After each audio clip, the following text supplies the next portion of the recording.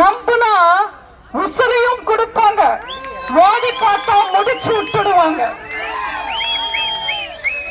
ஒவ்வொரு பொண்ணுக்கும் இந்த மாவட்டத்தில் ஒரு அண்ணன் இருந்தா அந்த பொண்ணு ஆண்டவனையும் எதிர்த்து நியாயத்துக்காக போராட முடியும்.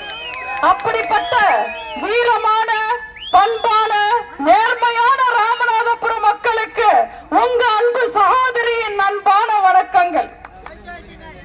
இந்தியாவை திருட வந்த வெள்ளக்காரங்களை நம்ம எல்லாரும் ஒற்றுமையா இருந்து எதிர்த்து சுதந்திரத்தை வாங்கணும் போராடி.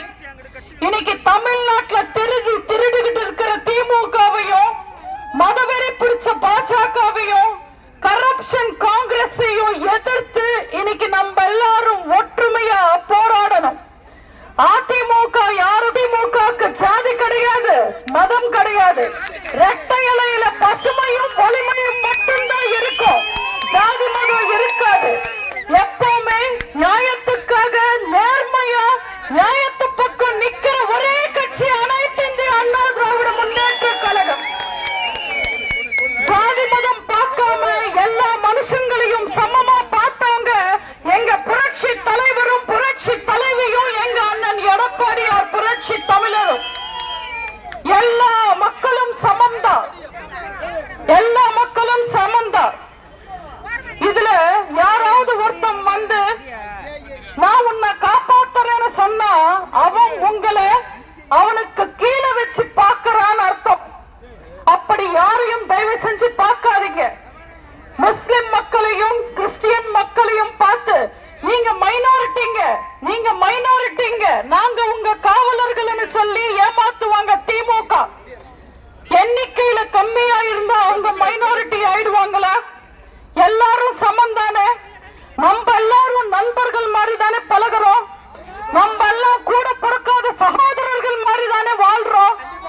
ஆனா நம்ம எல்லாம் ஒற்றுமையா வாழ்ந்தா திருட்டு திமுகக்கும் மதவாத பாஜகக்கும் பிடிக்காது.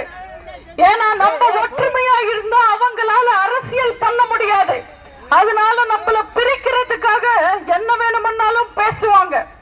இன்னைக்கு சிஏஏ சட்டத்துக்கு எதிராக குரல் கொடுக்கிறோம்னு டிராமா போடுறாரு ஸ்டாலின்.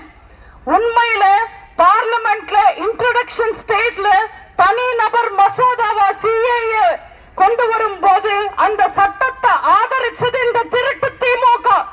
அத சட்டமா கொண்டு வர்றதுக்கு காரணமா இருந்தது திருட்டு திமுக. இது என்னால ஆதாரத்தோடு நிரூபிக்க முடியும். ஊரூரா போய் மரியாதை தெரியாம அசிங்கமா போட்டோ காட்டுற உதயநிதிய இது பொய்யன்னு நிரூபிக்கிறதுக்கு முடிஞ்ச ஒரு போட்டோ காட்ட சொல்லுங்க.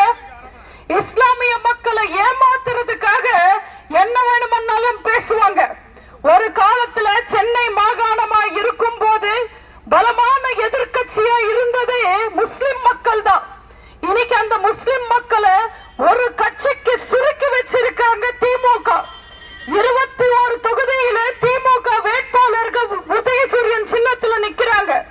இஸ்லாமிய மக்கள் அதுல எத்தனை பேர் வேட்பாளரா இருக்காங்க? எத்தனை வாரியத்துக்கு முஸ்லிம் தலைவர்களோ முஸ்லிம் இயக்கத்திலிருந்து வந்தவங்களோ இன்னைக்கு தலைவரா இருக்காங்க. சமீபத்துல 27 பப்ளிக் ப்ராசிக்யூட்டர்ஸ் நியமிச்சாங்க திமுக. அதுல ஒருத்தங்க கூட முஸ்லிம் கிடையாது. இப்படி முஸ்லிம் மக்களுக்கு எதுவுமே செய்யாம தேர்தல் சமயத்துல மட்டும் டிராமா போட்டு நாங்க உங்க காவலர்கள் சொல்லி ஏமாத்துவாங்க. தயவு செஞ்சு நீங்க எல்லாரும் அதை நம்பாதீங்க. அல்லாவா இருந்தாலும் சரி, அம்மனா இருந்தாலும் சரி, மாரியா இருந்தாலும் சரி, மேரியா இருந்தாலும் சரி, அதிமுகக்கு எல்லாருமே சமம்தான். எல்லாரையும் சமமா பார்க்கிற ஒரே இயக்கம் அனைத்து இந்திய அண்ணா திராவிட முன்னேற்ற கழகம். அதிமுக பிஜேபியோட பி டீம்னு பொய்யான பொருளைய கலப்புறாரு ஸ்டாலின். யோசிச்சு பாருங்க, பி டீமா இருக்க வேண்டிய தலையெழுத்து எங்களுக்கு எதுக்கு இருக்கு? ஒரு காலத்துல கருப்பு கொடி காமிச்சவர் ஸ்டாலின் இன்னைக்கு கை கட்டிக்கிட்டு வண்டிட்டு உட்கார்றாரு மோடி முன்னாடி. அவங்க எல்லாம் வீரன் மாதிரி பேசுறாங்க. ஸ்டாலின் வசதியா ஒரு விஷயத்தை மறந்துட்டாரு. 1998ல நம்ம அம்மா பாஜகவை தூக்கி வீசினதுக்கு அப்புறம் 99ல கூட்டணி வச்சுக்கிட்டு அந்த பாஜக ஆட்சி பிடிக்கிறதுக்கு காரணமா இருந்தது இந்த திருட்டு திமுக. பாபர் மசூதி இடிச்சதுக்கு அப்புறம் குஜராத்ல மோடி தலைமையிலான ஆட்சி காலத்துல கலவரம் நடக்கும் போது இந்த திருட்டு திமுக கூட்டணியில இருந்தாங்க. அன்னைக்கு வாயே திறக்கலையே. பிஜேபி ஆட்சி காலத்துல மகன், மருமகன், அங்காளி, பங்காளி அத்தனை பேருக்கும் அமைச்சர் பதவி வாங்கி கொடுத்து அத்தனை வசதிகளை அனுபவிச்சவங்க திருட்டு திமுக காரங்க.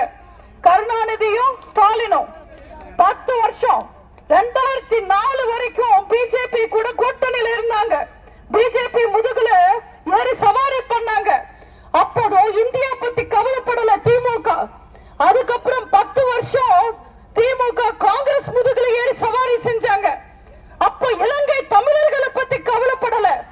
மக்களை பத்தி என்னைக்குமே கவலைப்படாம குடும்பத்துக்காக கலெக்ஷன், கரப்ஷன், கமிஷன் அடிச்ச கட்சி திருட்டு திமுக காரங்க. தயவு செஞ்சு அவங்களெல்லாம் நம்பாதீங்க. பொதுவா தேர்தல் வந்தா பிரச்சாரத்துக்கு வருவாங்க திமுக. இந்த தொகுதியில 2019 ஒருத்தர் எம்பியா ஜெயிச்சாரு. உங்களுக்கு ஏதாவது செஞ்சிருக்காரா? இந்த தொகுதி மக்களுக்கு ஏதாவது செஞ்சிருக்காரா? மக்களை வந்து பார்த்தாரா?